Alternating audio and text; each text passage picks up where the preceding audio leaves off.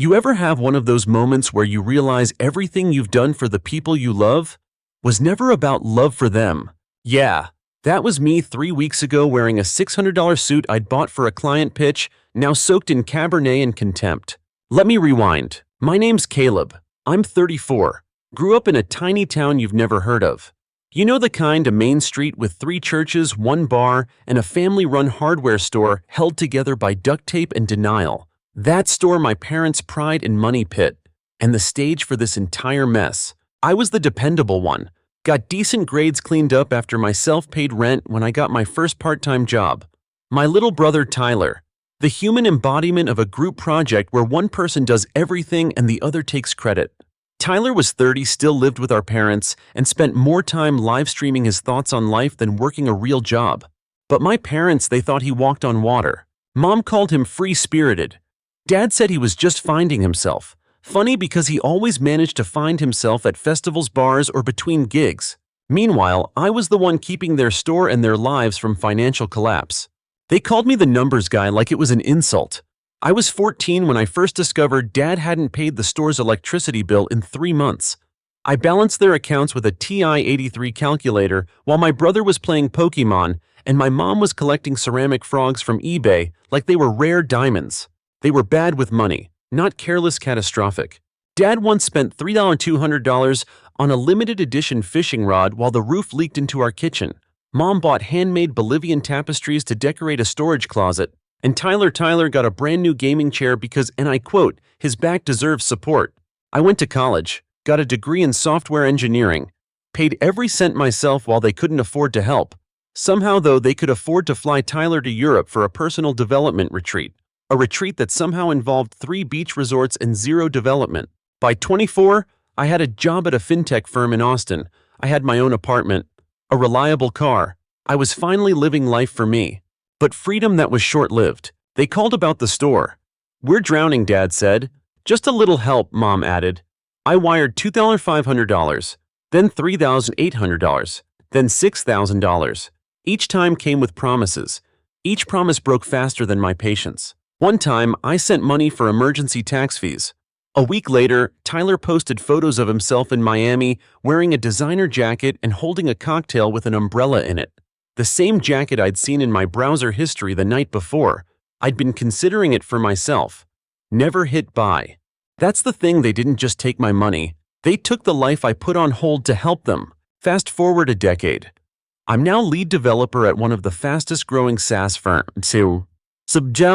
SaaS firms in the Southwest. I pull in over $180K a year. You'd think I'd be comfortable, but no. I was still driving a used sedan while Tyler had the latest Tesla on my insurance. My parents were living rent-free in a home I owned, furnished with my credit card. At some point, they stopped asking. They just expected. I had a separate credit card just for their emergencies, which included concert tickets, yoga classes, and a $400 cheese board subscription service my mom insisted was for networking. Then came the dinner. My cousin Max, who I actually respected, suggested a family get-together, said it would be nice to reconnect. He didn't know the reality. I agreed. Not because I wanted to, but because I was tired of being painted as the distant one. We met at some overpriced steakhouse downtown, my parents' idea, of course. A place where a side of mashed potatoes costs more than my weekly groceries. I walked in and felt it instantly. Tension. That fake kind of cheerful you wear when someone's holding the wallet. Mom was showing Tyler's girlfriend Lena a catalog of overpriced crystals. Dad was already half a bottle in, loud and smug. Tyler gave me the classic "what's up" nod, as if we were friends, not financial prisoners in the same twisted family drama. Max tried to lighten the mood, asked how the hardware store was doing. Mistake. Dad launched into a 15-minute monologue blaming Amazon inflation and millennials who don't know how to use a wrench. Never mind that he hadn't worked a full day in 5 years.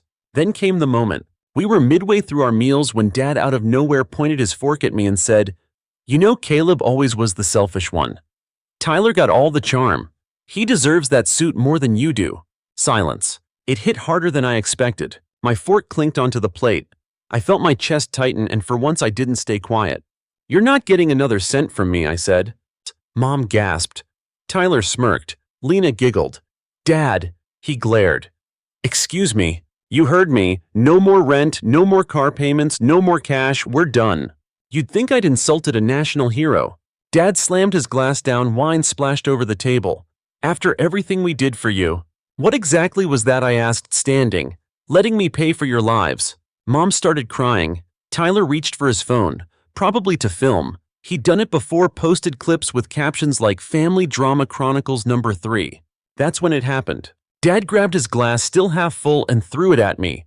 Red wine splattered down my shirt, bleeding into the threads like rage made visible. My suit ruined, my patience vaporized. I stood, dropped my napkin, and walked out without another word. The host tried to stop me, probably to give me my card back. I waved him off. Table 8. Add 25% for the poor server, they've earned it. I didn't look back. I barely slept that night. My shirt still smelled like Merlot and humiliation. The suit unsalvageable, and my phone lighting up like a pinball machine. Calls, texts, missed FaceTimes. All from family. Not one asked if I was okay. Tyler posted a video, of course he did. A cropped clip of me standing up, knocking over my chair, and storming out. Captioned, "When your older brother can't take a joke, #drama alert, family fails." Thousands of views. A few dozen comments. Most mocking me. Dude's so sensitive. He looks like he's about to cry. What a drama queen. Amazing how leaving out the wine throwing part made me look like the villain. But I was done explaining myself. The next morning, I met up with Uncle Nathan, Dad's older brother, and the only person in the family with both a backbone and a mortgage in his own name. He'd seen everything unfold the night before. He didn't say much at the time, just helped me out of the restaurant and paid the valet while I tried to rub wine off my collar. We met at this no-frills diner where coffee refills are free and nobody cares about your suit. I sat down, and before I could speak, he said, "They're never gonna stop, you know." I nodded. He sipped his coffee. "Your dad did the same thing to me back in the day. Borrowed money for emergencies that turned out to be ski trips or poker buy-ins. I cut them off and never looked back." He leaned in. "You've been financing a fantasy. Time to evict them from it." It clicked. They were never going to love me for me, just for what I could provide. So I went home, brewed a pot of strong coffee, and made a list. Step 1. Call my lawyer.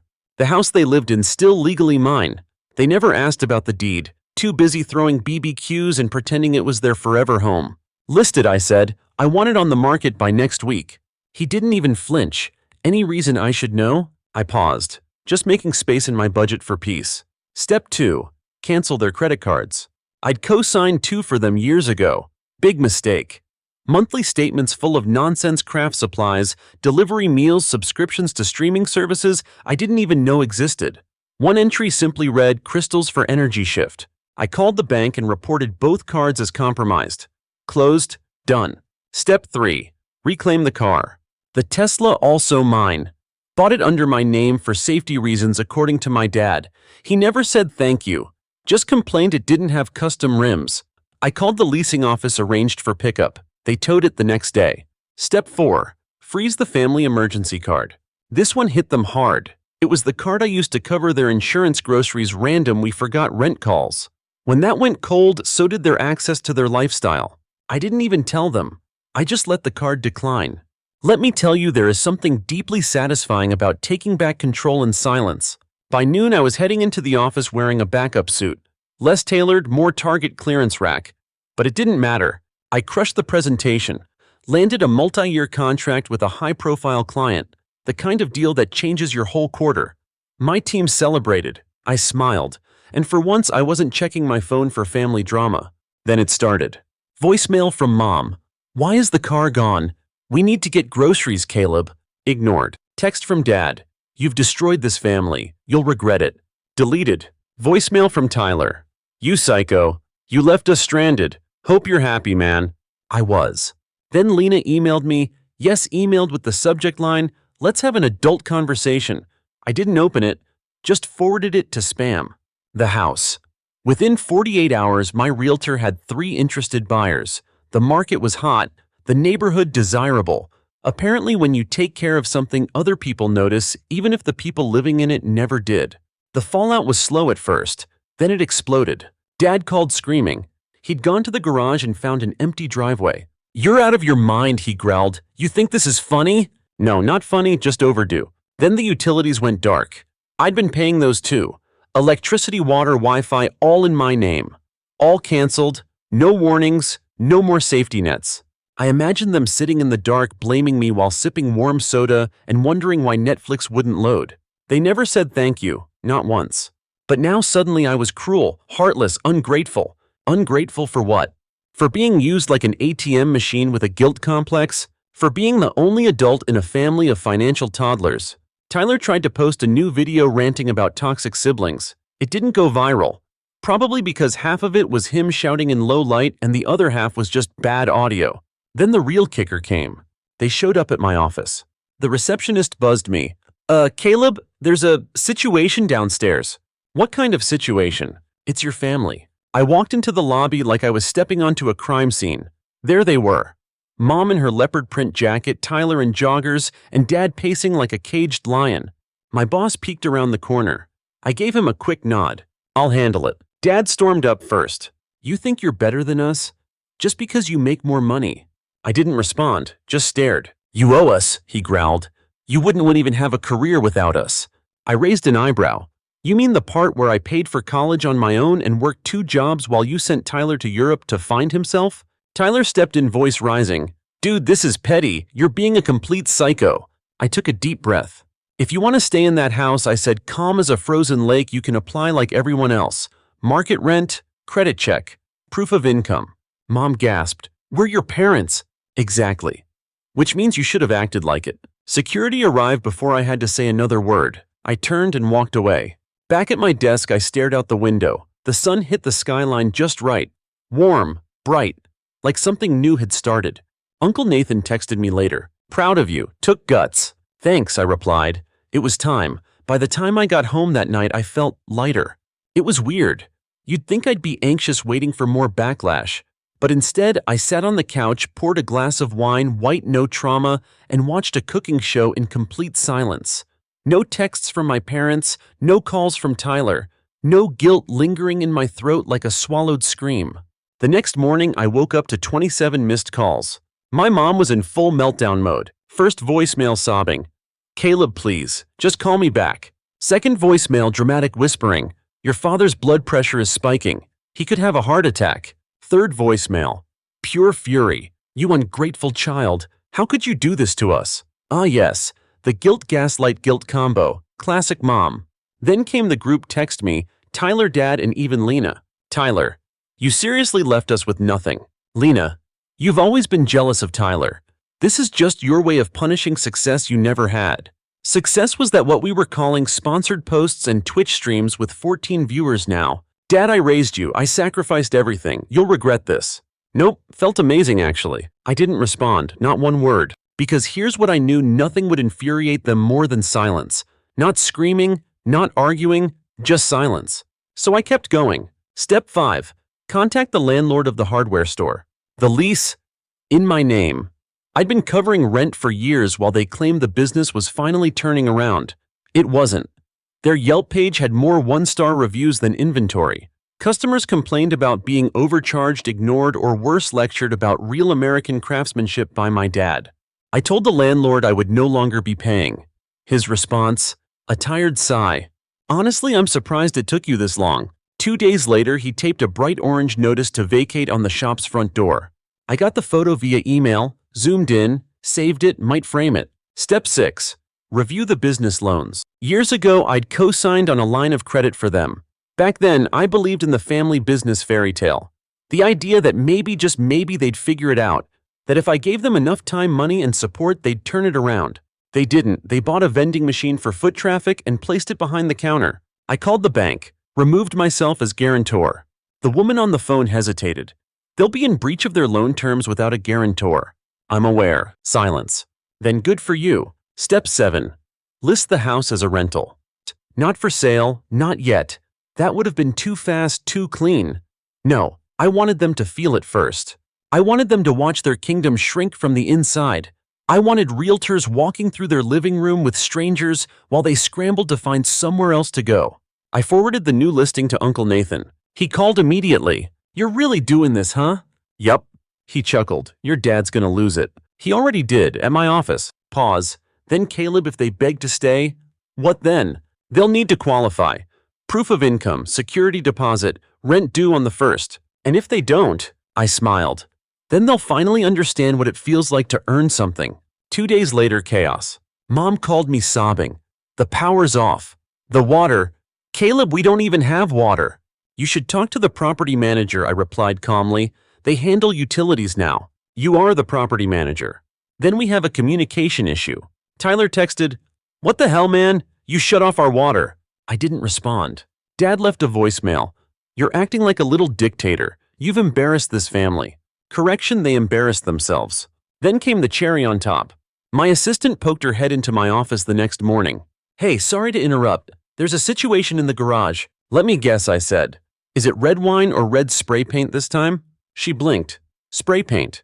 I got up, took the elevator down, walked across the lot to my reserved spot. And there it was. My car, or what used to be my car. All 4 tires slashed, windshield smashed, hood tagged in giant red letters ungrateful. Security footage showed it all. My dad in full daylight baseball cap pulled low smashing glass with the butt of a crowbar, then calmly spray painting the hood like it was a community mural. He looked straight into the camera before walking off. I played the footage back twice just to make sure it wasn't some wine-fueled hallucination. Nope, that was him. I filed a report. Cops arrested him 2 hours later. Mugshot glorious. He looked like someone who'd been told the buffet had just closed. Uncle Nathan texted, "Told you he'd snap eventually." I replied, "Reckon he'll enjoy jail food as much as his lake trout." Mom called an hour later. "Please don't press charges." He wasn't thinking clearly. He looked pretty clear to me. "Caleb, he's your father. And I was his son." Until that stopped being enough. She went silent. Then she whispered, "We have nowhere to go. That's not my responsibility anymore." Click. That night I sat on my balcony. No phone, no TV, just peace, the kind you only earn after years of noise. I thought about every time they'd told me to be grateful, to give more, to sacrifice, and how none of it had ever been enough. But now they were finally feeling it. The weight, the absence, the loss. And me, I was just getting started. 3 days after the garage incident, my doorbell rang. I knew it was them. I don't even get mail on Saturdays. I stood at the window, coffee in hand, and watched them on the porch, Mom, Dad, and Tyler. No Lena. Guess the influencer life doesn't vibe with motel living. They looked like ghosts of themselves. Dad's face was sunken, eyes hollow. Mom's makeup was smudged like she tried and gave up halfway. Tyler wore a hoodie I bought him 5 years ago. The logo faded, the sleeves stretched. They rang the bell again. I opened the door just enough for the chain to hold. "This is bold." Dad stepped forward. "We need help." No pride, no venom, just desperation. I said nothing. "We're living in a motel," Mom added, voice cracking. "Money's gone." Tyler sold his gaming setup to buy groceries. I raised an eyebrow. That must have hurt. Tyler didn't even look at me. Amber dumped me. Figures. Dad cleared his throat. "I lost my driver's license. DUI. Can't drive. The store's shut down. We couldn't make payroll." I looked at them for a long moment. 3 people who'd taken and taken until there was nothing left but excuses. "What do you want?" I asked. Mom's lip trembled. "Just a loan, enough to get a place. A restart." Dad added quickly, "We'll pay you back, we'll get jobs." I actually laughed. "Doing what, you going to teach a course on guilt tripping?" "We'll work for you," Tyler cut in. "Seriously, anything." There it was. The first flicker of humility. But I didn't trust it, not yet. I shut the door, left them standing there. Then reopened it a second later. "Follow me." They trailed me in silence to the kitchen table. I pulled out a folder, set it down, and slid it toward them. Dad opened it and started reading. His hands trembled. "It's a lease," I said. "Small 2-bedroom unit I own, across town. Nothing fancy. It's clean, safe, has a shared laundry room." "You're offering us a place," Mom whispered. "Yes, with conditions." I sat across from them, calm, composed. "First, this isn't free. It's subsidized rent, but you'll pay it through actual work. No handouts." Tyler shifted. "What kind of work?" "You and Dad will handle landscaping, minor repairs, and cleaning for the property management company I hired. Mom, you'll oversee the shared laundry room, clean it, restock supplies, manage tenant complaints." Dad's face twisted. "You want me to clean toilets?" "You wanted to earn it. This is how." He opened his mouth again, but Mom stopped him. "We'll do it." I held up a finger. "I'm not done. Rent is pulled automatically from your earnings. You won't see the money. If you skip shifts, you're evicted. If you mouth off to my staff, you're evicted. If you treat the job like a joke, you guessed it." They sat still, silent. "One more thing," I added. "Dad, you plead guilty to the vandalism. No trial, no plea deal. You take the consequences like an adult. He flushed. You're not serious. I leaned in, dead serious. He looked at Mom. She looked at me. Then without drama she said, we'll do it. I nodded once. You start Monday. They moved in that weekend. I didn't help them carry a single box. Uncle Nathan stopped by to check the plumbing before they arrived. He didn't say much, just handed me the final invoice with a smirk. Tenants seem rough, he said. Hope they behave. They have no choice, I replied. For the first time in my life, I wasn't rescuing them. I was holding them accountable. The first month passed in awkward silence. Reports from my management company trickled in. Dad showed up late 3 times, complained about lifting trash bags, and argued about raking leaves. Mom missed a laundry inspection because she was too tired. Tyler managed to forget to lock the supply shed twice. Each time I sent a warning letter, no emotion, just policy. I wasn't their son in this role. I was their landlord. And they hated it. But they complied. Barely. One day I got an email from the office manager. Subject tenant feedback. Tyler. Body. He's trying. He apologized this morning for being snippy last week. Cleaned out the stairwell. Didn't ask for praise. I read it 3 times. Didn't know what to feel. Pride, caution. Suspicion. Maybe a little of everything. A few weeks later I dropped by unannounced. Not to visit, just to inspect the property. They were outside when I arrived. Mom was sweeping the front steps. Dad was trimming the bushes. Tyler was fixing a busted light fixture on the walkway. They looked up unsure. I nodded. Looking decent. Nobody responded, but Mom kept sweeping. That night I sat on my balcony again, just like the first time. I thought about everything that had changed. Not just in them, in me.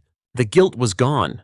I wasn't waiting for an apology, or a thank you, or some emotional catharsis that would wrap all the pain into a neat little bow. They didn't have to become better people. They just had to stop being leeches. And I was finally living on my own terms. 2 months into their new life, something strange happened. Tyler knocked on my office door. Not barged in. Not texted me something dumb like, yo, you got 5. He knocked. Waited. Then came in with his hands in his pockets, eyes down. I'm not here to ask for money, he said before I could say anything. Good start, I replied. He sat. Didn't touch anything. Just stared at his shoes. You know, he said quietly, I never really got it, like how much you actually did. I didn't respond. I wanted to see where this was going. The rent, the cars, the groceries. I thought you just had money. I didn't realize how much you were holding everything together. He glanced at me. That job sucks, he muttered. Trash stinks. People treat you like crap. I raised an eyebrow. You mean like how you treated me? He winced. Yeah. We sat in silence for a moment. Then he said, I get why you did it. The cutoff. I would have too. That was the first time Tyler had ever admitted anything like guilt. Not much, not emotional, but it was something. I leaned back in my chair. Why are you telling me this? He shrugged. I don't know. Guess I figured you'd want to know. And what do you want in return? He looked up. Nothing. That stopped me cold. He stood up. Just thanks for not letting us fall harder. And then he left. No follow-up, no string attached. I sat there for a long time wondering if I should be impressed or suspicious, maybe both. But I didn't text him. Didn't say proud of you or good job. Not yet. Meanwhile, Dad had his court date. The vandalism case wasn't complicated. Security footage witnesses a straightforward charge. He'd pleaded not guilty at first, typical. But the public defender wasn't having it. You keyed your son's car while on camera, she reportedly said. This isn't art, it's a felony. Facing actual jail time, Dad folded. He pled guilty. Got community service, a suspended sentence, and a mandatory anger management program. Fined for damages. Guess who didn't pay it? Yep, not me. Mom tried. She sent me an email with the subject line, just need a little help with court costs. I didn't even open it, just deleted it. That was my favorite button these days, delete. Uncle Nathan kept tabs for me. He'd drive by the rental once or twice a week. His report, they're quieter now. No parties, no weird deliveries. And get this, your dad's been showing up on time to his shifts. Seriously, I asked? Dead serious. Even cleaned the tools last Friday. Didn't even curse about it. I didn't know what to make of that. Was he changing? Or just pretending because he didn't want to get kicked out? I wasn't sure, and honestly I didn't care enough to dig. I wasn't looking for redemption arcs. I was just trying to live my life. That week, something else happened. I got promoted. Senior product architect. Big raise, bigger office, more responsibility. My boss pulled me aside after the announcement. You've got this quiet leadership thing, she said. You don't talk a lot. But when you do, people listen. That hit me harder than I expected, because for most of my life I'd been the quiet one, the background guy, the fixer, the cleaner, the one who made everything work while my family made everything loud. Now silence was power. The next day, Tyler texted me. "Tyler, you free for a bit?" Me, why? "Tyler, I want to show you something." Curious, I drove over. He met me outside the rental holding a cheap tablet, looked nervous. "I've been taking some online classes," he said, "digital marketing, SEO, stuff like that." I raised an eyebrow. "Is this another scam where you buy a course and pretend it's a career?" "No," he said. "This one's legit, free through a community program." He pulled up a website he'd made. It wasn't bad, basic, but clean, functional. "I know I've been a freeloader," he said, "but I'm trying to fix that. I want to get a job, a real one." "Why?" He paused. "Because I'm tired of being useless." It hit different. Not because I believed him entirely, but because for once he was doing something without asking for applause or a bailout. "Good," I said. "Keep going." He smiled a little. That night I stared at the ceiling. I wasn't used to this feeling people I'd written off, maybe evolving. It wasn't an apology, not really. But it felt like the start of one. Then came the letter. A real physical letter, from my mom. The envelope was wrinkled cheap like one of those dollar store cards she used to buy and forget to sign. Inside was one page, handwritten. "Caleb, I know I've failed you in more ways than I can count. I don't expect you to forgive me, but I want you to know I'm sorry. For choosing comfort over you. For using your love like a resource instead of a gift. I see it now, the damage. I see it in your face every time you look at us. I don't know if we can ever fix this, but I hope we can try. Mom." I folded the letter, put it back in the envelope, tucked it into a drawer I rarely open. Because here's the thing. Forgiveness isn't an eraser. It's not a clean slate or a handshake. It's just space. Space to decide what comes next. A week later, my lawyer called. The house is back on the market, but there's interest from a developer who wants to make an offer. "Big offer?" I asked. "7 figures. I whistled. "That'll buy a lot of peace." He laughed. "You want to move forward?" I thought about it. About Tyler fixing his own laptop. About Dad actually showing up. About that letter from my mother. And then I said, "Not yet." He paused. "You want to hold?" "Yeah, let them stay for now." "You sure?" "No," I said. "But maybe I'm not done watching the fallout settle." That weekend, I drove out to a cabin I'd booked online. No cell service, just pine trees and wind.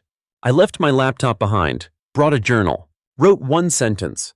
"They can't steal your peace unless you give it to them." And for once, I wasn't giving it away anymore. A month passed. No emergencies, no voicemails at 2 a.m., no threats, no guilt bombs disguised as apologies. Just stillness. My lawyer followed up again. The developer had upped their offer slightly, enough to tempt most people. But I told him the same thing. "Hold off, I'll let you know." I wasn't doing it out of kindness. I just wasn't ready to make the final cut. Not yet. Then Tyler sent me a photo. He'd landed his first freelance gig building a basic site for a local dog grooming business. The message said, "It's only $150, but I earned it. No help, no handouts, first honest dollar in a long time." And I believed him. Not because of the money, but because of what it took for him to admit it. He was proud in a quiet way. Like I used to be when I was younger, before pride got buried under obligation. Later that week, I got a text from Dad. Just one line. "I've been thinking about what you said." That was it. No accusations, no demands, no but to undercut the message. And somehow that said more than all the shouting ever had. It was a Friday when I made the final decision. I stood outside the rental house, watched my parents work the yard, Tyler sweeping out the walkway, earbuds and moving to the beat of something I'd never listened to. They didn't notice me at first, but when they did, they didn't wave.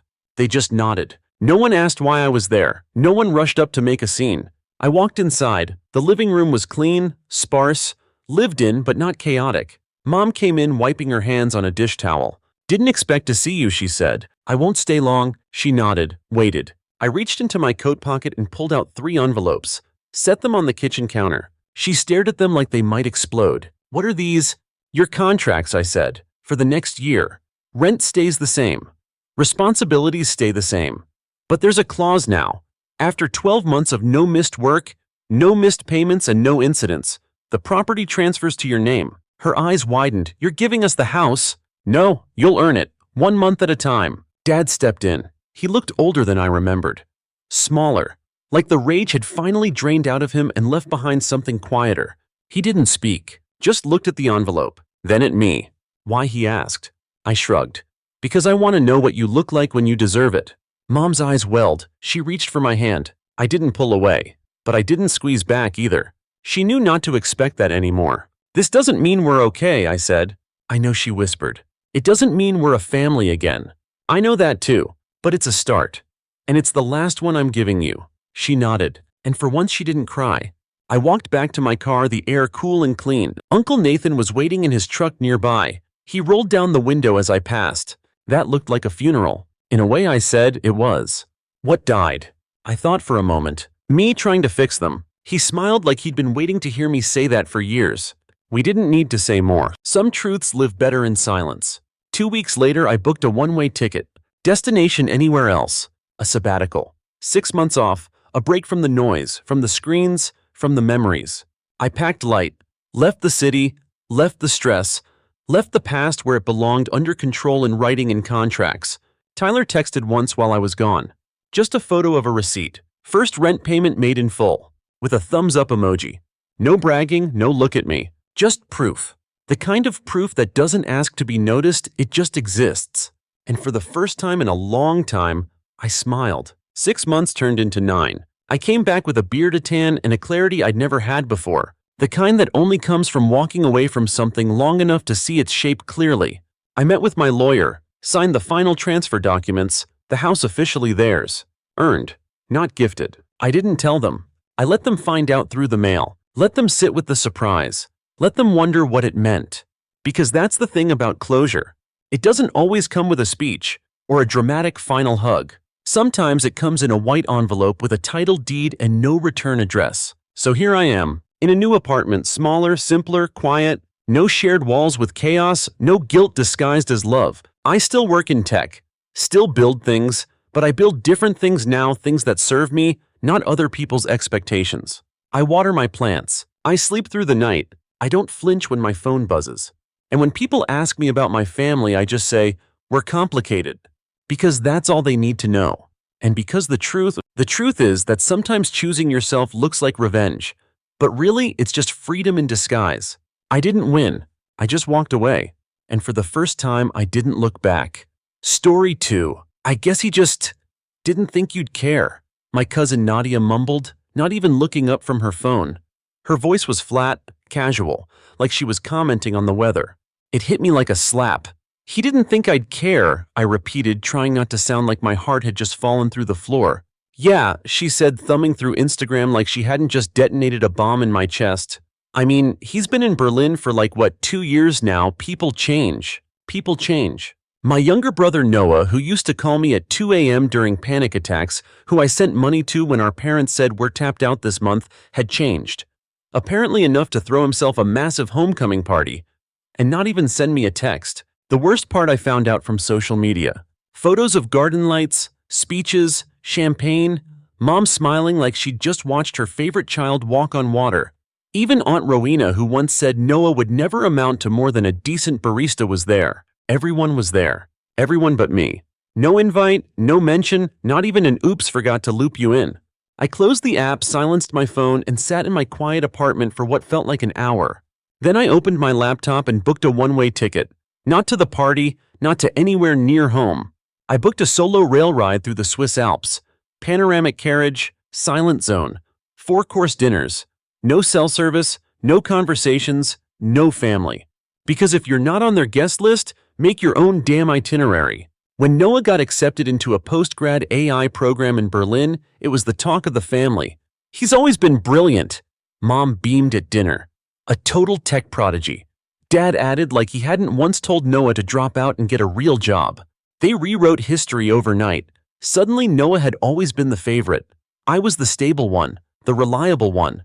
The background character who made sure the main star didn't trip over his own shoelaces. Let me explain something. I paid for his first month of rent in Berlin. I filled out his student visa paperwork when he nearly submitted it with the wrong date of birth. I sold my DSLR camera, my dream gear, my weekend escape to help him cover the deposit on his apartment. And when he called sobbing after failing a mock coding interview, I stayed up all night whispering affirmations over FaceTime like a therapist I couldn't afford for myself. He said he'd never forget it. Apparently never has a short shelf life. The week before the party, I overheard Nadia at brunch talking about it. Noah gets in Thursday, she chirped, balancing a mimosa in one hand. It's gonna be huge, full bar, violinist, fairy lights, everything. I remember blinking. What party? She paused like she'd forgotten I was at the table. Oh, I thought you knew. I didn't.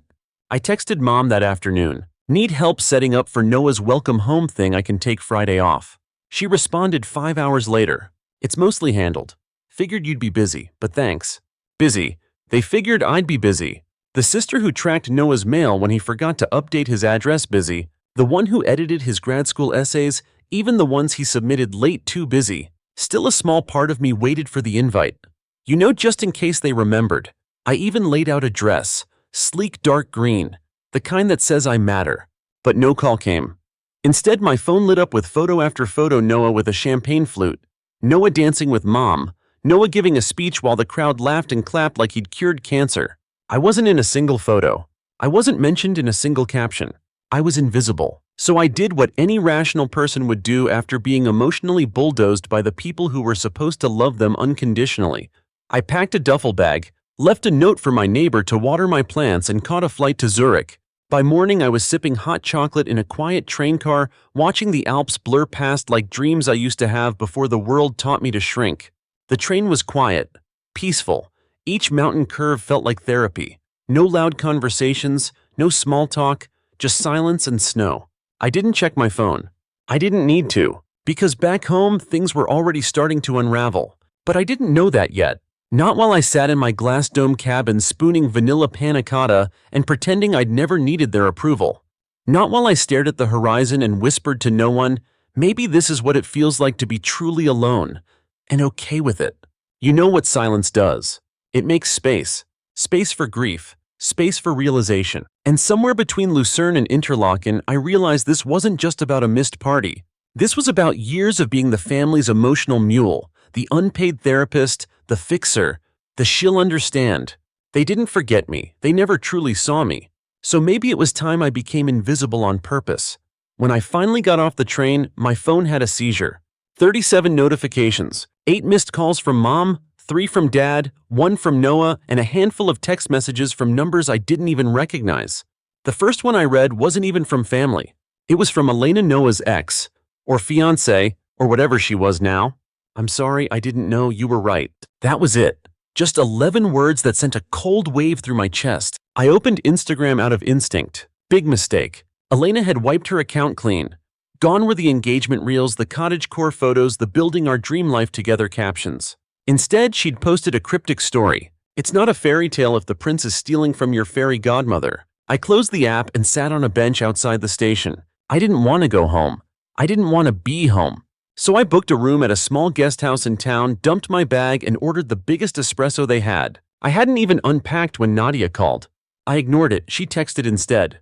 Please call me, you need to see what's going on. 5 minutes later, I got a screenshot. It was from our family group chat, one I'd muted months ago.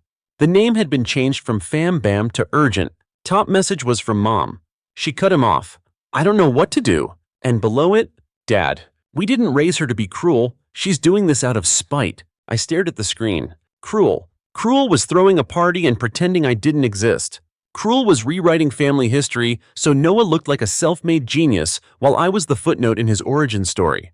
Cruel was letting your daughter pour thousands into your son's future and then acting like her absence at a garden party was the real offense. But okay, I was cruel. Here's what they didn't know. When Noah moved to Berlin, our parents gave him access to the family credit line. You know, for emergencies. Except the card was still linked to my account, a detail everyone forgot until the bill came due. Elena found out when she was scrolling through a shared iPad and saw a transaction for a luxury watch. Not hers.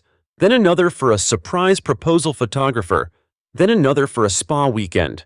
The weekend I was told they were too broke to help with Dad's surgery copay. It didn't take long for her to connect the dots. She messaged me screenshots, receipts, even a copy of a Google Doc titled Backup Plan What to Say If Alex Snaps. I scrolled through the list. Lines like, she's just bitter because she's single. She always had control issues. She makes everything about herself. There it was. My own brother had built a PR kit to discredit me, just in case I dared speak up. By the time I got through all the texts, Elena had called 3 times. I picked up on the 4th. Her voice was hoarse like she'd been crying.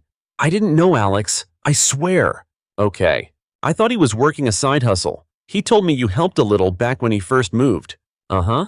I found the airline receipts too. You booked my flight, didn't you? I didn't answer. She exhaled sharply. He let me believe he paid for everything. The apartment, the planner, the engagement ring, everything. There was a pause.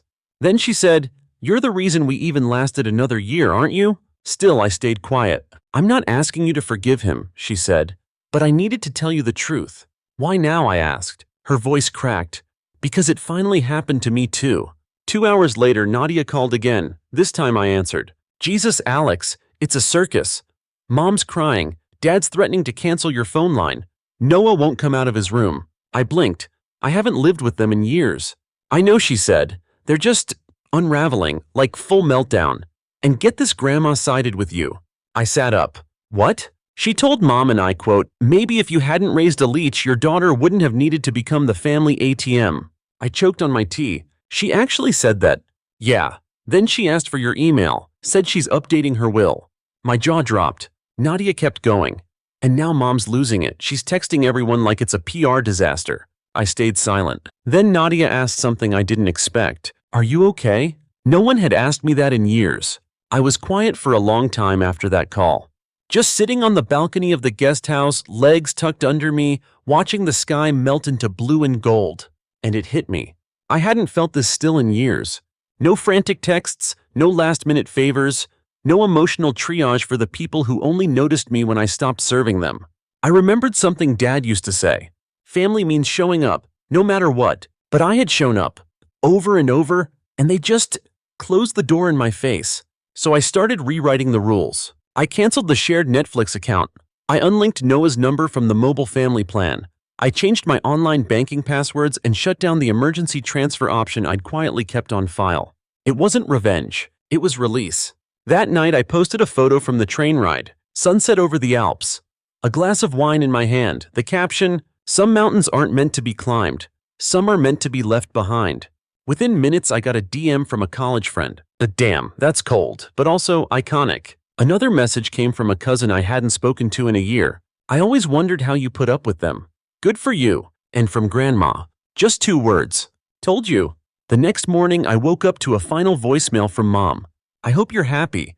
Your brother's devastated. You've embarrassed this family. But fine. If this is who you are now, just don't come crawling back when you need something." I didn't delete it. I saved it. Because for the first time I didn't feel small hearing her voice. I felt clear. I wouldn't crawl back. There was nothing to crawl to. Just a hollow house full of curated narratives and golden boys and mothers who called you selfish for putting yourself first. So I stayed where I was, on the other side of the storm. Not angry, just free. 2 days after I got back from the Alps, Mom called again. This time she didn't cry. She didn't beg. She summoned. "We're having a family dinner this Sunday. Everyone will be there, including Noah. You need to come. We need to fix this." That last word, fix, clung to the back of my throat like sour wine. Still something in me said go. Not to patch things up, to finish what they started. The house looked the same but emptier. Like it had been scrubbed of the party, the lights, the Instagrammable perfection. The champagne tower was gone. The streamers gone. Even the string lights had been taken down like they'd wilted under guilt. I walked in and silence followed me. Dad stood by the mantel, arms crossed. Mom paced the kitchen like a general without a plan. Noah was already seated at the dining table, hoodie up, eyes fixed on the floor.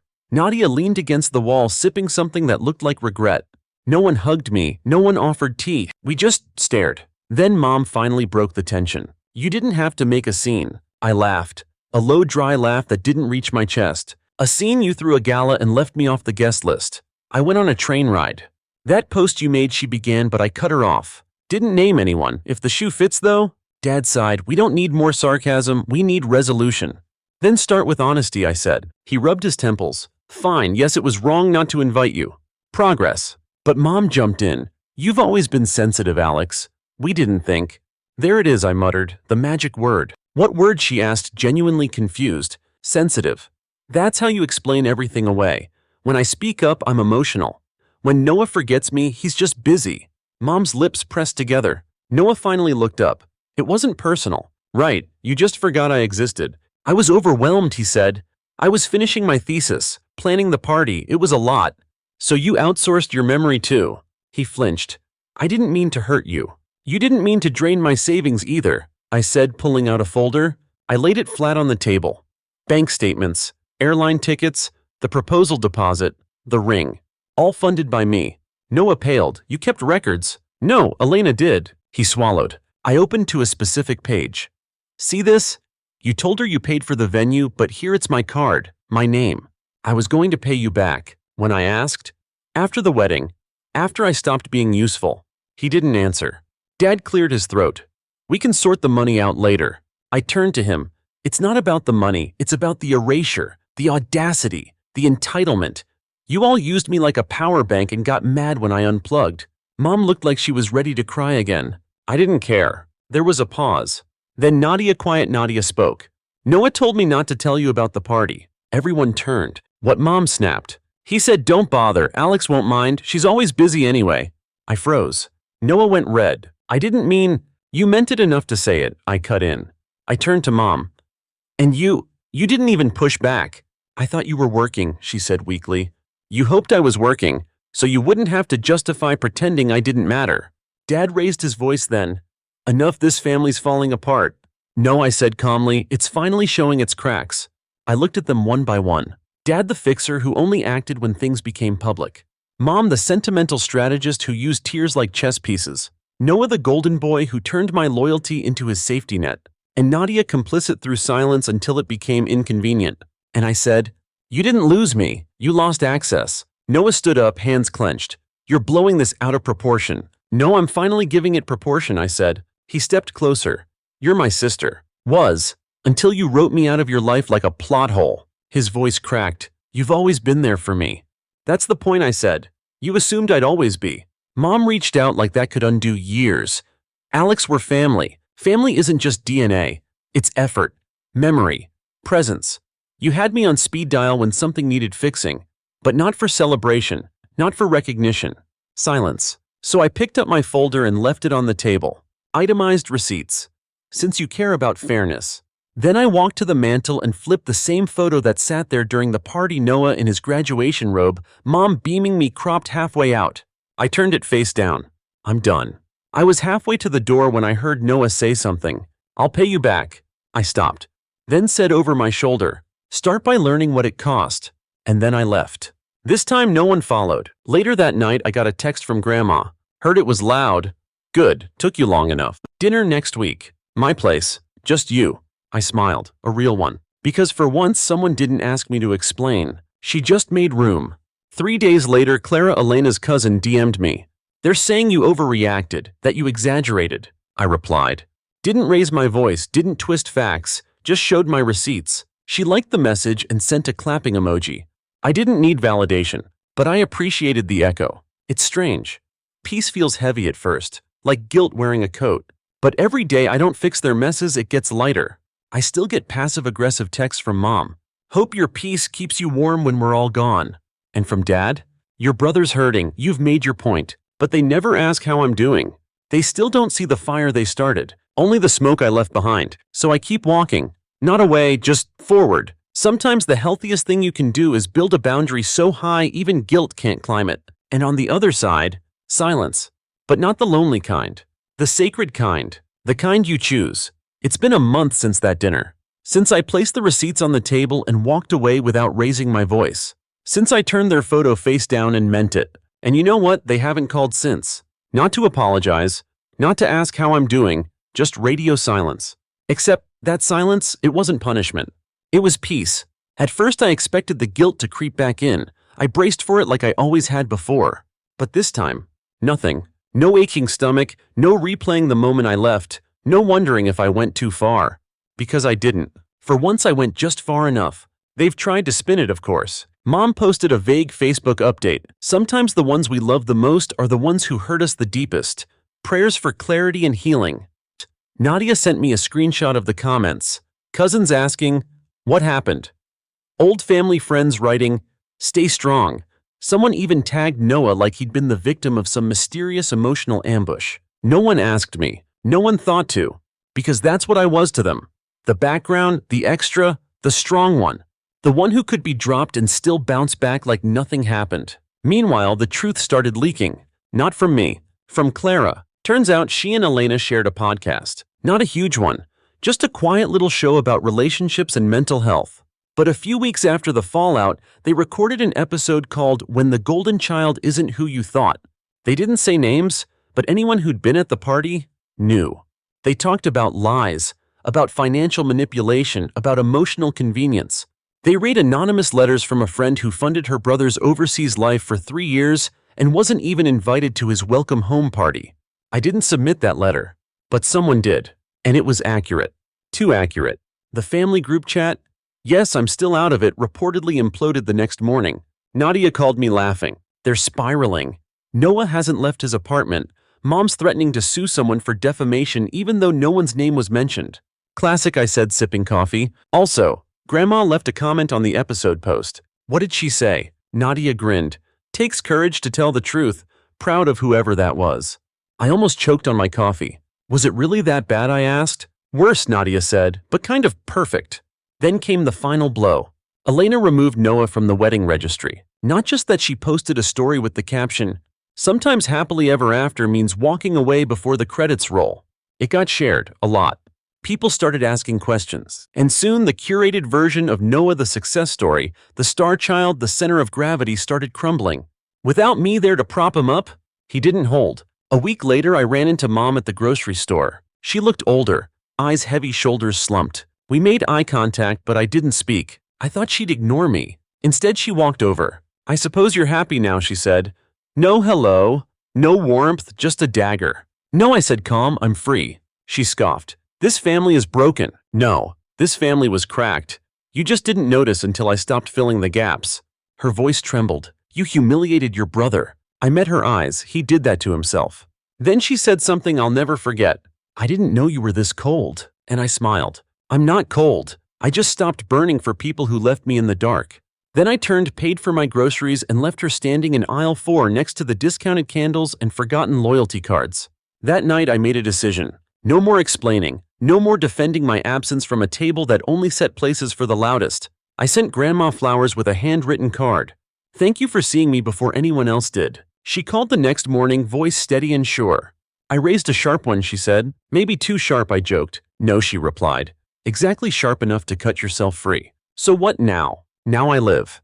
Not for them, not through them, just for me. I started taking weekend photography gigs again. Bought a new camera with the money I used to wire overseas. I signed up for a local hiking group. It's awkward, I don't know anyone yet, but it feels good to walk trails that don't go in circles. I even started journaling. Not for content, not for proof, just for clarity. And every so often I reread that old bank statement, not out of bitterness, but to remind myself what I survived without losing my softness. Because here's what I've learned. Love without boundaries is self-erasure.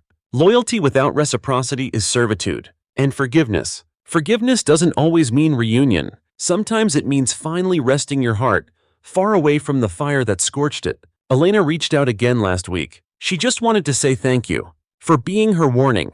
For being the proof that the glitter wasn't real. She said I used to envy the way he talked about you, how he said you were always there for him. I didn't realize that wasn't love. That was usage. I thanked her. Not because I needed the closure, but because sometimes it's nice when someone names the wound for what it is. Do I miss them? Sometimes. I miss the version of family I thought I had. I miss the fantasy, but not the reality. Not the rewriting, not the gaslighting, not the empty calls when I'd already paid the emotional invoice. I used to wonder if I overreacted, if I should have stayed quieter, kinder, more available. But now I know they weren't hurt that I changed. They were hurt that I stopped being convenient. So here's my ending. No grand reconciliation, no teary-eyed apologies under fairy lights. Just me, owning my story, living my life, and writing my own damn guest list. Because when they said he just forgot about you, they didn't realize. That's the moment I remembered myself. Story 3. I should have left when she called me just the backup plan in slacks, but I didn't. Instead, I smiled through it, nodded, pretended it didn't hurt. Because that's what you do when you've spent a year pretending someone didn't turn your kindness into currency. My name's Noah. I'm 29, work in IT support, live in a small apartment with a coffee machine that sputters like it's dying every morning. I'm not flashy, not famous, not rich, but for the last 11 months I've been someone's invisible sponsor, specifically my cousin Mia's. You might know her, or someone like her. Think Instagram goddess glitter reels 1,000 selfies with quotes like, "Manifest your joy over sunsets," she didn't even pay for. She quit her job to become her authentic self, and somehow that meant I was footing the bill for her enlightenment. It started with a text. "Hey Noah, hate to ask but I'm short on rent. Just this month I'll Venmo you back ASAP, promise." Spoiler, there was no Venmo. Just a long silent chain of weekly transfers. $750 here, $900 there. Eventually it became a fixed $850 a week. Rent, groceries, pet, acupuncture, I wish I were kidding, facial cleanses, and once, a $135 emergency Uber because her aura was off. Mia's life didn't just float, it sparkled. And every bit of that sparkle came from my account. I didn't tell anyone, not even my roommate or my sister, because admitting it meant confronting the truth I was being used. But I told myself I was helping, that it was temporary, that I was doing the right thing. The truth, I was scared. Scared of saying no, scared of not being the good one. Our family loves Mia, the fun cousin, the one with the energy, the presence, the wow factor. Me, I fix Wi-Fi. I figured it would stop eventually, maybe when she landed a brand deal or went viral for her essential oil pyramid. Instead, it escalated. 2 weeks before her birthday, she called crying. "Noah, I need this party. It's all I have right now. The universe owes me one." And like an idiot, I asked, "What do you need?" I funded her rooftop soiree, the Midnight Garden theme. She said would resonate with her rebirth cycle. I bought LED moonballs, rented a sound system, even paid a florist $600 to spell out MIA30 in cascading violets. That night I showed up, in the one button-down shirt that hadn't shrunk, gift in hand. It was a smart speaker she mentioned 6 months ago. I spent time wrapping it, even wrote a card. She was glowing, literally. Her dress had tiny battery lights sewn in. Then it happened. Right after the second toast, she raised her glass and scanned the crowd. "To everyone who believed in me," she said, "and to the ones who just came for the free food." She looked right at me. Laughter. Loud. Not the fun kind, the burn kind. The kind that turns your ears red. I stood there, smile frozen. $180 gift in my hand, already feeling cheap. No one said anything. Not her boyfriend, not our aunt, not even her best friend who once asked me to drive Mia to her Reiki retreat because her car didn't like the hills. No one ever says anything. I placed the gift on the table, turned, and walked out. No drama, no scene, just gone. That was Friday. By Sunday night, I had 11 missed calls, 3 texts, and then just before midnight, a knock. Soft, hesitant, like guilt had finally grown legs. I didn't open it. I wasn't angry, I was empty. I used to think helping people was my purpose, that if someone needed me, I mattered. Mia didn't need help. She needed a lifeline that didn't ask questions. It started small. Just rent, Noah, I'll be back on my feet soon. But soon turned into weekly oops moments. Forgot her password to her bank again, missed a client meeting due to Mercury retrograde. Her dog needed a gluten-free diet. By month 5, I had spreadsheets.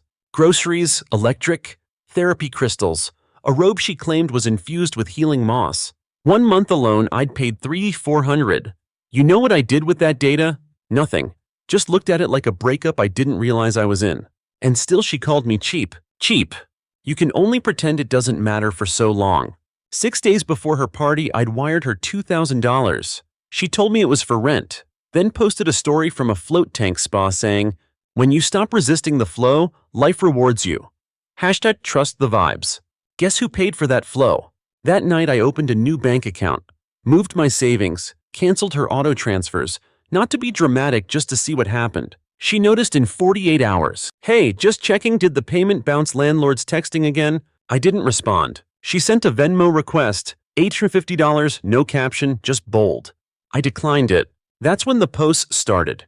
Cryptic captions. People only show you who they are when you stop being useful. Cute Mia. Real subtle. Then came the invite, a handwritten card. "You mean so much to me. Please be there." I believed her, or maybe I just wanted to. So I went, and got publicly humiliated over finger food I paid for. It wasn't just the joke, it was the message I didn't matter. Not beyond my money. The knock came again, louder, then her voice.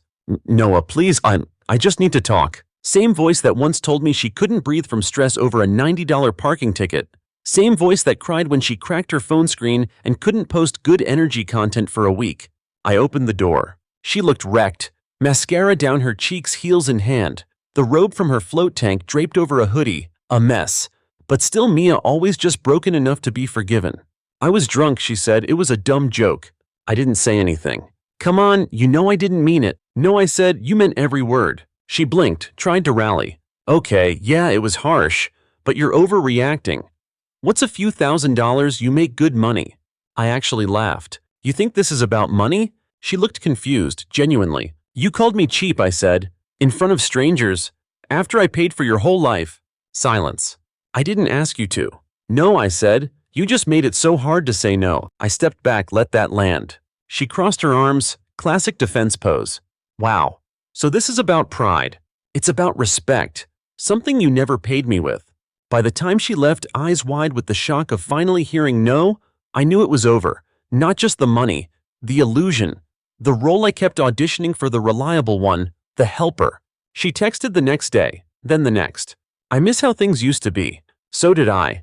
Back when I thought helping meant something. But sometimes the most generous thing you can do is stop giving. Because if someone only values you when you're useful, did they ever really value you at all? You'd think that once you draw a line, people would respect it. But some people see boundaries as obstacles to climb, not limits to honor. Mia didn't text me the next day. She messaged my sister instead. Is Noah okay? He seemed off at the party. That was her version of checking in. Not sorry, not I went too far, just poking the edges of the wound to see if it would reopen. Then came the real kicker. Her mom, my aunt, who once called me steady as a rock at a family dinner, called me selfish. You know she's sensitive, Noah. She's under pressure. She didn't mean it. Right. She didn't mean to stand on a rooftop I paid for and treat me like a joke. For the next week, I ignored everything. Texts, calls, even Mia's Instagram stories, which somehow got even more dramatic. Black and white selfies, sad poetry captions, one where she just stared into the camera with fake tears and the words, "Some people only love you when you're silent." Cute. I stayed silent, and that silence, it drove her crazy. By day 5, Mia broke. I can't believe you're ghosting me. You of all people. You're really going to let one moment erase everything I've been through. She wasn't apologizing, she was bargaining, guilt-tripping me like a pro. But I'd stopped playing. It was weird though, in the silence I heard everything clearer. My apartment felt different, bigger somehow. Quieter in the way peace is quiet, not emptiness but space, like I finally had room to breathe. I slept in. I bought myself groceries without calculating how much was left after Mia's wellness week. I booked a therapy session. I even paid off a lingering dental bill I'd ignored because, surprise, I was too busy funding someone else's self-care. Funny how self-care always meant I went without. Day 10. She posted a carousel of photos titled, "What Healing Looks Like." Spa pic, vegan brunch, yoga studio, a beach photo tagged #NewChapter. Except I knew the beach. It was 2 towns over. She'd driven her boyfriend's car, probably used his gas too. The caption read, "Learning who's real when the dust settles." What she meant was learning who still pays when the lies stop working. Then that night came the knock. Again. Soft, rhythmic, calculated. This time I opened it. Mia stood there, arms wrapped around herself like she'd been practicing looking small in the mirror. No robe lights, no float tank glamour, just mascara-streaked cheeks and the same hoodie she wore when she called me crying about her phone trauma. "Can we just talk?" I stepped aside. Same as last time, same hesitation, but this time something felt different. She sat on the edge of my couch like a stranger. No eye contact, no phone in hand, just her picking at a loose thread on her sleeve. "I've been thinking," she started. "Maybe I took things too far." I stayed quiet. "I don't know why I said what I said at the party. It wasn't about you.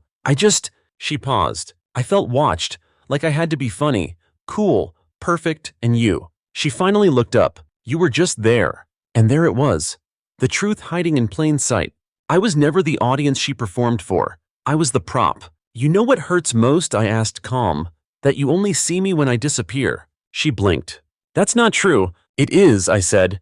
"The moment I stopped funding your fairy tale, you remembered I existed." She looked like she wanted to argue, but couldn't find the angle. "I didn't mean to make you feel that way." "But you did," I said. "For months. Every week I sent you money, and every week you acted like it was just expected." Her face hardened. I said thank you. "No," I corrected. "You said you're so generous." "That's not the same thing. You were complimenting me like I was a doormat who should feel flattered. That's not fair. I cut her off. No, Mia. What's not fair is that I paid your bills while eating microwave noodles, that I canceled plans with friends because I couldn't afford dinner while you posted sushi reels and called it # self-love. She looked away. And for the first time, I didn't feel sorry for her. I felt sorry for me, for giving so much to someone who never asked how it affected me. That night she left quietly. No scene, no meltdown, just a whisper. I hope you find whatever peace you're chasing. I smiled. I already did. 3 days later, Mia's boyfriend Carter, who once toasted to real ones like Mia at the party, texted me. Hey man, I know things got weird, but just FYI, she's not doing great. Keep saying you're punishing her. Right. Because choosing me was punishment. I didn't reply. Instead, I posted something, just one simple quote. The version of me you built your life on no longer exists. No name, no tags. But she saw it. I know because she unfollowed me 2 hours later. I guess that's what peace costs visibility. But the story didn't end there. Not even close. A week after the unfollow, Mia's landlord emailed me. Yes, emailed me. Apparently she listed me as her emergency financial contact, and now she was 2 months behind. I replied with one line, I am no longer her financial contact. Please direct all inquiries to Mia herself. No apology, no explanation, just the kind of clean boundary that used to terrify me. That weekend she posted again, a blurry quote pic on her story. It's wild when the people who saved you become the ones who abandon you. Then her bio changed, from wellness creator to just surviving these days. I didn't laugh, I didn't roll my eyes, I closed the app. Here's the thing, no one tells you about setting boundaries with people you love. It feels like betrayal, not theirs, yours. You'll question yourself every day. Was I too harsh? Did I give up too soon? Was she really that bad? And the worst one? Am I just not good enough to be loved without being needed? But then you remember the nights you stayed up wiring money for someone else's anxiety attack while yours went untreated. You remember skipping meals to cover someone else's organic groceries. You remember being a human bandage to someone who never asked if you were bleeding too. And that's when you realize you didn't betray them, you rescued you. The fallout didn't explode. It fizzled. Family group chats grew quieter. My aunt stopped tagging me in Mia's photos. A cousin asked, "Are you okay?" once but didn't ask again when I said better than ever. And that was it. No dramatic apology, no redemption arc, just silence. And it was the loudest peace I've ever heard. Silence isn't always peace. Sometimes it's strategy, especially for people like Mia. For a while I thought the storm had passed. No calls, no knocks, just occasional social media posts that reeked of curated sadness and cryptic captions designed to spark concern. Losing people you thought would stay forever. That's a grief no one warns you about. Cue the DMs from mutuals. You and Mia still cool. Saw her story, she okay? I didn't respond, because I wasn't playing the PR game. I wasn't going to slap a smiley face on a year of emotional debt just to keep her narrative tidy. But then she switched tactics. It started with Carter again. Texted me on a Tuesday morning like we were old pals. She's spiraling, man. Just talk to her. She's not eating. She cries all the time. She's sorry. She wasn't sorry. She was scared. Of losing control. Of realizing I meant it this time. Then came the photo dump pictures from the birthday party. The rooftop scene where she made the joke. Except conveniently, the video cut right before the punchline. Caption. When the night was perfect, before everything changed. Some people just can't take a joke. The comments were what you'd expect. You look stunning, girl. If they can't handle your shine, dim them. Real ones always leave. I didn't comment, but I took a screenshot. Because at this point she wasn't reaching out. She was building an alibi. A few days later I ran into my uncle at the gas station.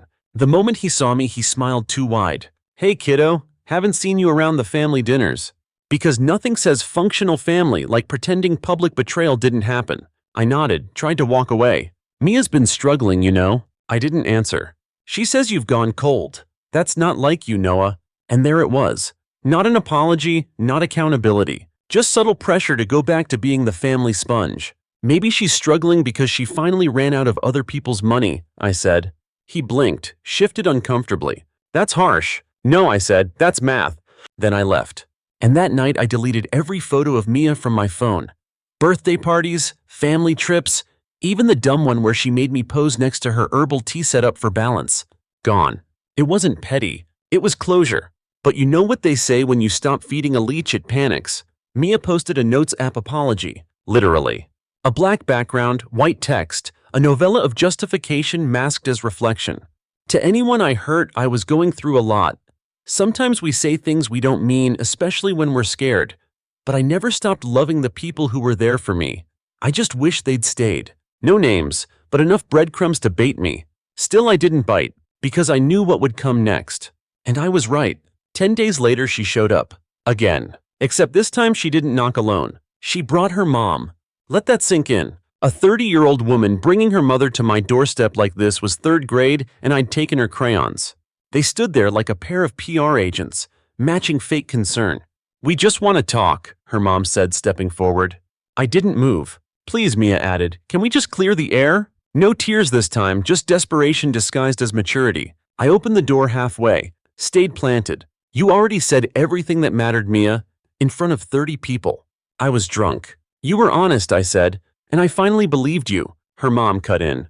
"Noah, don't be like this. She's struggling. She made a mistake." "She made $30,000 worth of mistakes," I replied. Their faces stiffened. "We're family," her mom said. "You're right," I said, "and family shouldn't make you feel like a wallet with legs." Mia stepped forward again.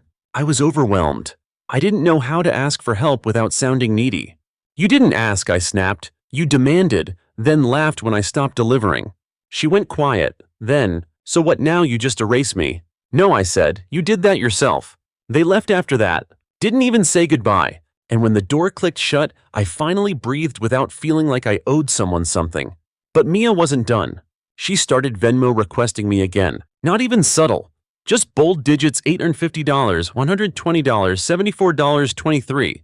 One even said, "Remember when you promised I'd never be alone?" That one almost broke me.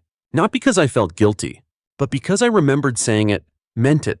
Before I realized, she only loved me when I was useful. A few days later, she texted again. "I need rent, please." Then another. "You always said you'd show up when it mattered. This is me asking." And I realized something chilling. Mia didn't miss me. She missed access to my support, my stability, my silence. So I blocked her. Phone, email, social, everything. Not out of spite, out of survival. Because sometimes walking away isn't a betrayal. It's the first honest thing you do. Weeks passed. No more requests. No surprise knocks. No emotional drive-bys. Just quiet. And you know what? I didn't miss the noise. I missed the idea of her. The version of Mia I thought existed. The cousin I laughed with as kids, shared secrets with as teens. But that version hadn't been real for a long time. The last time I saw her, random Tuesday, grocery store. I was walking out with frozen dumplings and a bottle of ginger ale. She walked in, sunglasses on, hoodie, pulled up, headphones in. We locked eyes for half a second. She looked away first. That was all I needed. I kept walking. Didn't turn back. Didn't need to. Because that was the moment I knew. I didn't want revenge. I wanted relief.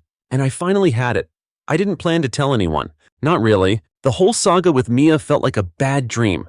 I wanted to fold up and forget, like an old receipt from a store I didn't shop at anymore. But one night I was scrolling Reddit just aimlessly, reading strangers' stories, and I thought, what if I told mine just once, just to see if I was crazy? So I made a throwaway account. No name, no location, just raw facts. I paid my cousin's bills for 11 months, $850 a week. She quit her job to become an influencer. I funded the whole thing, her rent, her parties, even her dog's birthday. Then, at her 30th birthday in front of 30 people on a rooftop I paid for, she laughed and said, "You're just here for the free food, right?" So I left. Haven't spoken to her since. Am I wrong for cutting her off completely? I clicked post and walked away. Didn't check my phone for hours. But when I came back, the post had blown up. 10K upvotes, then 20K, then 70K. Thousands of comments. Strangers dissecting my life like it was a Netflix series. Some called her a leech. Others said I should have cut her off months ago. But then came the ones that hit deeper. The ones that didn't just talk about her but asked about me. Why did you keep helping her for so long? What were you getting out of this? You're not in love with her, right? That last one made me laugh out loud. No, I wasn't in love with Mia. But one comment nailed it. Sounds like you were trying to buy value. Like you believed being needed equals being loved. That one stopped me cold. Because they weren't wrong. Growing up, Mia was the sparkler, the spotlight, the special one. I was the one who got the "can you fix the Wi-Fi" calls and the "Noah will handle it" shrug-offs. She cried pretty. I disappeared quietly. So when she asked for help, I didn't feel taken advantage of. I felt seen. Finally, I mattered, because I was useful. And when you grow up in someone else's shadow, being needed feels like light. Until you realize it's just a flashlight aimed at your wallet. The Reddit post got so big, someone screenshotted it and posted it to Twitter. Then TikTok. People were reading my story aloud, commenting like it was an episode of a drama series. I watched one girl, tears in her eyes, say, "This story broke me. I've been Mia, I didn't even realize it." Another said, "This guy is all of us who stayed quiet too long." Some asked what happened next, if she ever apologized, if she knew about the post. Spoiler, she found out. 2 weeks after I posted, Mia texted from a new number. "Classy. Hope the internet applause was worth throwing family under the bus." Then another. "People are messaging me. Do you know what that's doing to my mental health?" I stared at the screen for a while, then blocked the number. No response, no guilt. Because for once I was done explaining myself. And still, I wasn't angry anymore. Just tired. Tired of being the fixer, the provider, the peacekeeper. I wanted to be something else. So I booked a weekend away. No phone, no Wi-Fi, just a cabin, a paperback book, and the quiet hum of nothingness. And in that stillness, I thought about who I was before Mia became my emotional landlord. Who I was before I mistook sacrifice for love. And you know what? I liked that guy. He didn't need applause or validation. He just wanted peace. When I got back, I posted one final Reddit update. "Hey, it's Noah again. Just wanted to say thank you. I thought I was the problem. That maybe I was cheap. That maybe I should have stayed quiet and kept helping. But your responses reminded me boundaries aren't cruelty. They're clarity." I didn't stop helping because I stopped caring. I stopped because I finally cared about me. That update got more upvotes than the original. And the comments. Poetic. "You didn't lose her, you found yourself." Cutting someone off isn't always hate. Sometimes it's healing. The most generous thing you did was finally say no. It's been 3 months since that rooftop party. Mia hasn't contacted me again. Neither has her mother. Family functions are quieter without the golden child gliding in with glitter eyeliner and grand entrances. But no one says her name anymore. At least not around me. And that's fine. Because I no longer bend myself into a shape that fits around someone else's spotlight. I started budgeting again. Not for someone else, for me. I joined a gym. Nothing fancy. Just enough to move, breathe, feel like I'm in my body again. I started seeing a therapist too. One session in, she asked, "What do you want from your relationships, Noah?" And I didn't even hesitate. To not feel like I owe them something, just to be wanted. She nodded. And we sat with that. The thing about being used is that it tricks you. You think you're building connection, but you're really building a cage with your own hands. And when the door finally slams shut, you realize you locked yourself in. But I've picked the lock now. I'm free. People still comment on the story. It gets reposted, reinterpreted, retold. Sometimes I read them. Most times I don't. But occasionally I'll get a message that reminds me why I hit post in the first place. "I cut off my mom because of you. For the first time in years, I'm sleeping again. Your story saved me $600 a month and a lifetime of guilt. I realized I was living someone else's life. Now I'm living mine." And those feel better than any apology Mia could have ever fake cried her way through. So here's my final thought. If someone calls you cheap after you paid for their comfort, their lifestyle, their glow up, they were never broke. They were bankrupt. Of gratitude, of self-awareness, of love. And you're not cheap. You're priceless. You just forgot. I did too. But I remember now. And I won't forget again.